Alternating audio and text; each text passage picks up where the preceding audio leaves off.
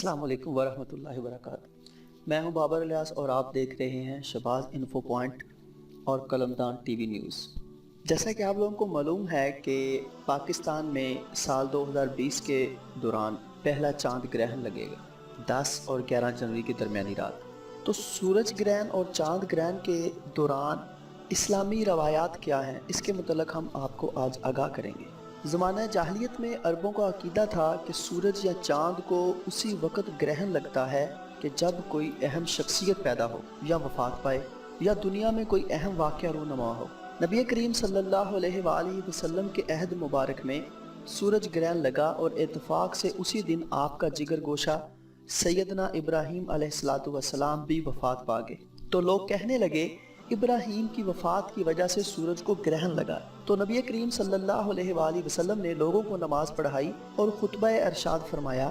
آپ نے اس موقع پر ان کے اس غلط اور باطل عقیدے کی نفی فرمائی، یعنی سورج یا چاند کو گرہن لگنے کا تعلق کائنات کے واقعات سے نہیں بلکہ براہ راست اللہ تعالیٰ کی معیشت اور قدرت سے ہے، اور اللہ کی بڑی سے بڑی مخلوق بھی اس کے حکم سے روگردانی نہیں کرتی۔ گویا اللہ اپنی قدرت و طاقت کے اظہار سے لوگوں کو ڈراتا ہے، اے کمزور و ناتواں انسان، تو اللہ سے ڈر جا اور اپنی بخشش کا بہانہ ڈھونڈ۔ رسول اللہ صلی اللہ علیہ وآلہ وسلم نے فرمایا، چاند اور سورج کا گرہن اللہ کی قدرت کی نشانیاں ہیں، کسی کے مرنے، جینے یا کسی اور وجہ سے نمودار نہیں ہوتی یہ نشانیاں، بلکہ اللہ اپنے بندوں کو ڈرانے اور عبرت دلانے کے لیے ظاہر فرماتا ہے۔ اگر تم ایسی نشانیاں دیکھو تو جلد سے جلد دعا، استغفار اور یاد الہی کی طرف رجوع کرو۔ صحیح بخاری کے اندر حدیث نمبر 1047 اور صحیح مسلم کے اندر 2156 نمبر حدیث ہے یہ۔ لہٰذا سورج گرہن کی وجہ سے کسی حاملہ کے حمل یا دودھ پلانے والی ماں کی صحت پر کچھ اثر نہیں پڑتا۔ یہ فضول باتیں، یہ سب غیر اسلامی نظریات اور عقائد ہیں، ایک مسلمان کو اس سے بچنا چاہیے۔ ہاں، نماز کا حکم ہے۔ سورج گرہن کے وقت نماز کسوف ادا کرنا سنت موقدہ ہے، یعنی کہ جس سنت کو چھوڑنے پر گناہ ہو پوچھا جائے۔ نمبر 2، اسے مسجد میں با جماعت ادا کرنا مسنون ہے، یعنی سنت ہے۔ خواتین بھی اس میں شامل ہو سکتی ہیں۔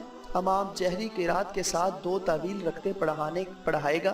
رسول اللہ صلی اللہ علیہ وآلہ وسلم نے فرمایا کہ سورج گرہن اور چاند گرہن کسی کے مرنے یا پیدا ہونے کی وجہ سے نہیں ہوتا، بلکہ یہ تو قدرت الہی کی 2 نشانیاں ہیں۔ جب انہیں گرہن ہوتے دیکھو تو نماز کے لیے کھڑے ہو جاؤ اور اللہ تعالیٰ سے دعائیں کرو حتیٰ کہ گرہن ختم ہو جائے۔ صحیح بخاری کے اندر یہ حدیث نمبر 1060 ہے۔ نماز کا اعلان، سورج یا چاند گرہن کے وقت نماز کا اعلان کرنا مسنون ہے، البتہ اس کے لیے اذان یا اقامت نہیں ہوتی۔ سیدنا عبداللہ بن عمرو سے روایت رضی اللہ تعالیٰ عنہ سے روایت ہے کہ جب سورج گرہن ہوا تو آپ صلی اللہ علیہ وآلہ وسلم نے ایک شخص کو یہ اعلان کرنے کا حکم فرمایا، الصلاۃ جامعات، یعنی کہ نماز جمع کرنے والی ہے، تمہیں بلا رہی ہے، جمع ہو جاؤ۔ حدیث نمبر 1045 اور کتاب ہے صحیح بخاری۔ نماز کا وقت، اس نماز کا وقت سورج یا چاند کو گرہن لگنے سے شروع ہوتا ہے اور گرہن ختم ہونے تک رہتا ہے۔ اگر گرہن لگنے کی خبر کچھ تاخیر سے ملے تو خبر ملنے کے بعد نماز شروع کی جا سکتی ہے۔ اگر گرہن ختم ہو جائے تو اس کا وقت ختم ہو جاتا ہے اور راس نماز کی قضا نہیں دی جاتی۔ اگر نماز کے دوران گرہن ختم ہو جائے تو نماز کو مختصر کر کے ختم کر سکتے ہیں، اور اگر گرہن طویل ہو تو نماز کو لمبی قرات، طویل سجدوں اور لمبے رکوع کے ساتھ طویل کیا جا سکتا ہے۔ نبی کریم صلی اللہ علیہ وآلہ وسلم نے گرہن کے طویل ہونے کی وجہ سے ایک رکعت میں 2 یا 3 یا 5 رکوع بھی کیے ہیں۔ صحیح مسلم حدیث نمبر 1184۔ اس کے بعد نمبر 6 پہ، جو امام کے ساتھ دوسری رکعت میں ملے تو وہ مبینہ طریقے کے مطابق دوسری رکعت مکمل کر کے سلام پھیرے۔ سورج گرہن کی نماز کا طریقہ، نماز کسوف 2 رکعت ہے۔ پہلی رکعت میں تکبیر تحریمہ کے بعد دعائے استفتاح پڑھنے کے بعد سورۃ فاتحہ اور کوئی لمبی سورت تلاوت کی جائے گی، پھر لمبے رکوع کے بعد دوبارہ اٹھ کر قرات کی جائے گی، پھر 2 طویل سجدے کیے جائیں گے۔ اگلی رکعت بھی اسی طرح مکمل کی جائے گی۔ ایک رکعت میں 2 یا 3 رکوع کیے جا سکتے ہیں۔ رکوع کے بعد قوما کرنے کی بجائے دوبارہ قرات شروع کر دینا ایک ہی رکعت کا تسلسل ہے، لہٰذا اس موقع پر نئے سرے سے فاتحہ دوبارہ پڑھنے کی ضرورت نہیں، اگر پڑھ لیں تو کوئی حرج بھی نہیں۔ سیدنا عبداللہ بن عباس رضی اللہ تعالیٰ عنہ سے روایت ہے کہ نبی کریم صلی صلی اللہ علیہ وآلہ وسلم کے زمانے میں سورج گرہن ہوا۔ آپ صلی اللہ علیہ وآلہ وسلم نے با جماعت 2 رکعت نماز پڑھائی۔ آپ صلی اللہ علیہ وآلہ وسلم نے سورہ بقرہ جتنی لمبی تلاوت کے ساتھ لمبا قیام کیا، پھر لمبا رکوع کیا، پھر رکوع سے سر اٹھا کر دوبارہ طویل تلاوت کی اور لمبا قیام کیا جو پہلے قیام سے مختصر تھا، پھر پہلے رکوع سے کم لمبا رکوع کیا، پھر کوما کر کے 2 طویل سجدے کیے، پھر کھڑے ہو کر لمبا قیام کیا، پھر 2 رکوع کیے، پھر 2 سجدے کیے جو پہلی رکعت کے سجدوں سے مختصر تھے، اور پھر تشہد پڑھ کر سلام پھیرا۔ صحیح بخاری کے اندر حدیث نمبر 3203 ہے۔ یہ آپ صلی اللہ علیہ وآلہ وسلم کی نماز کی کیفیت کیا تھی؟ سورج گرہن اور چاند گرہن کے موقع پر تو آپ صلی اللہ علیہ وآلہ وسلم سورج اور چاند گرہن کے وقت پریشان ہو جاتے تھے اور گھبرا اٹھتے اور نماز پڑھتے۔ سیدہ اسماء رضی اللہ تعالی عنہا بیان کرتی ہیں کہ آپ صلی اللہ علیہ وآلہ وسلم کے زمانے میں ایک دفعہ سورج گرہن ہوا تو آپ گھبرا گئے اور گھبراہٹ میں اہل خانہ میں سے کسی کا کرتا لے لیا۔ بعد میں چادر مبارک آپ صلی اللہ علیہ وآلہ وسلم کو پہنچائی گئی۔ سیدہ اسماء رضی اللہ تعالی عنہا بھی مسجد میں گئیں اور عورتوں کی صف میں کھڑی ہو گئیں۔ آپ صلی اللہ علیہ وآلہ وسلم نے اتنا طویل قیام کیا کہ ان کی نیت بیٹھنے کی ہو گئی، لیکن انہوں نے ادھر ادھر اپنے سے کمزور عورتوں کو کھڑے دیکھا تو وہ بھی کھڑی رہی۔ صحیح مسلم کے اندر حدیث نمبر 2146 ہے۔ سیدنا جابر رضی اللہ تعالی عنہ کہتے ہیں کہ نبی کریم صلی اللہ علیہ وآلہ وسلم کے زمانے میں ایک سخت گرمی کے دن سورج گرہن ہوا۔ آپ صلی اللہ علیہ وآلہ وسلم نے صحابہ اکرام کو ساتھ لے کر نماز پڑھی۔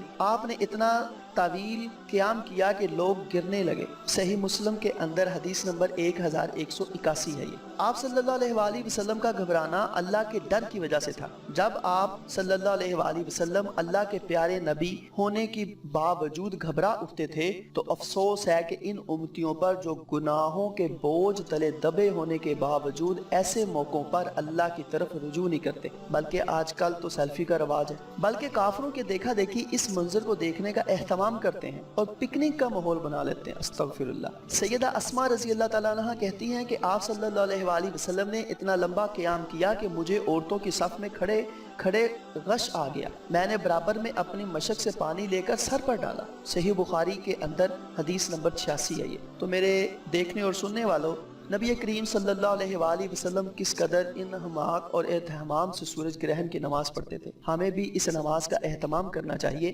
رسول اللہ صلی اللہ علیہ وآلہ وسلم کے پیچھے عورتیں بھی سورج گرہن کی نماز پڑھتی تھی۔ ہمیں بھی چاہیے کہ ہم مسجد میں سورج گرہن کی نماز با جماعت اہتمام کریں، وہ چاند گرہن کی نماز ہو یا سورج گرہن کی۔ ہماری عورتیں بھی ضرور مساجد میں جا کر نماز میں شامل ہوں۔ 2 طویل رکعات ادا کرنے کے بعد آپ صلی اللہ علیہ وآلہ وسلم نے صحابہ اکرام رضی اللہ تعالی عنہ کو جمع کیا اور خطبہ دیا جس میں اللہ کی حمد و ثنا بیان کی اور فرمایا، سورج اور چاند اللہ کی نشانیوں میں سے 2 نشانیاں ہیں، کسی کے مرنے یا پیدا ہونے سے ان کو گرہن نہیں لگتا۔ جب تم گرہن دیکھو تو اللہ کا ذکر کرو۔ دوران نماز میں نے جنت دیکھی، اگر میں اس میں سے ایک انگور کا خوشہ لے لیتا تو تم رہتی دنیا تک اس میں سے کھاتے رہتے اور وہ ختم نہیں ہوتا۔ اور میں نے دوزخ بھی دیکھی، اس سے بڑھ کر ہولناک منظر میں نے کبھی نہیں دیکھا، اور میں نے جہنم میں زیادہ تعداد عورتوں کی دیکھی۔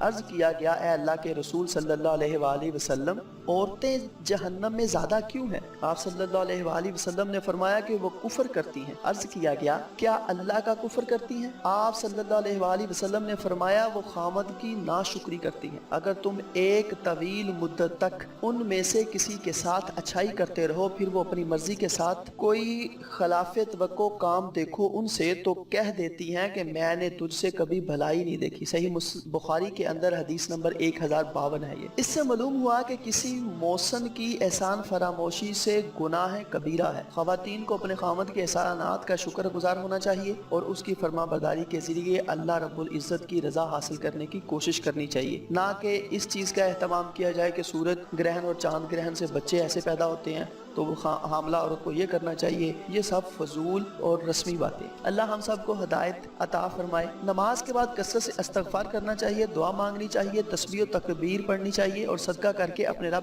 سے گناہوں کی بخشش اور اس کی خوشنودی طلب کرنی چاہیے۔ دعا میں ہاتھ اٹھانا بھی مشروع ہے۔ صحیح مسلم حدیث نمبر 2157 میں یہ درج ہے۔ نبی کریم صلی اللہ علیہ وآلہ وسلم نے نماز کسوف کے دوران جہنم میں اس عورت کو جلتے ہوئے دیکھا جس نے بلی کو بھوکے پیاسے مار دیا تھا۔ اور اسے نہ کھانے پینے کو دیا اور نہ اسے کھلایا پلا کر چھوڑا کہ وہ اللہ کی زمین سے اپنا پیٹ بھر لے۔ معلوم ہوا کہ ظلم کی سزا بھی بہت بھیانک ہے، خواہ وہ جانوروں کے ساتھ ہی کیوں نہ ہو۔ نبی کریم صلی اللہ علیہ وآلہ وسلم نے دوران نماز عمر بن لہی کو بھی دیکھا کہ اس کی آنتریاں پیٹ سے باہر نکلی ہوئی تھی اور وہ سخت عذاب سے دوچار تھا۔ یہ وہ بد نصیب شخص ہے جس نے عربوں میں بتوں کی پوجا شروع کرائی تھی، لہذا شرک کا انجام بھی نہایت خطرناک ہے۔ ہم نے اس چور کو بھی آگ میں جلتے دیکھا جو اپنی کھونٹی سے حاجیوں کو سامان چڑھاتا تھا۔ اگر حاجی دیکھ لیتا تو معذرت کر لیتا کہ غلطی سے میری کھونٹی سے مال چپک گیا تھا، اور حاجی غافل رہتا تو اس کا سامان لے اٹھتا۔ چوری بھی کبیرہ گناہ ہے اور بغیر توبہ کیے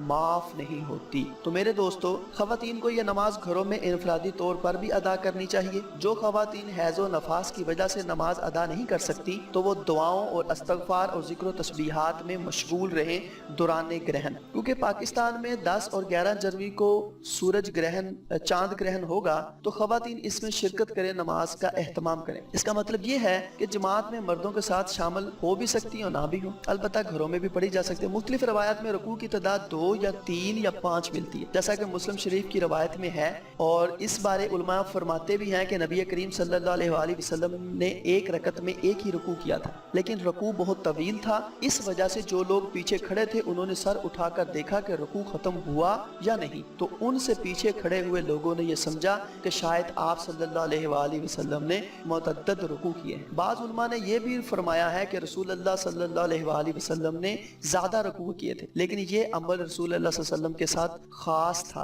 امت کے لیے یہ حکم ہے کہ وہ عام نوافل کی طرح اس نماز کو بھی پڑھیں اور ہر رکعت میں ایک ہی رکوع ادا کریں۔ امید ہے کہ ہماری اس ویڈیو سے آپ کو ایک نیا سبق سیکھنے کو ملے گا۔ دعاؤں میں یاد رکھیے گا، اور اگر آپ نے ہمارا چینل سبسکرائب نہیں کیا تو وہ کر دیجیے گا۔ والسلام علیکم ورحمۃ اللہ وبرکاتہ۔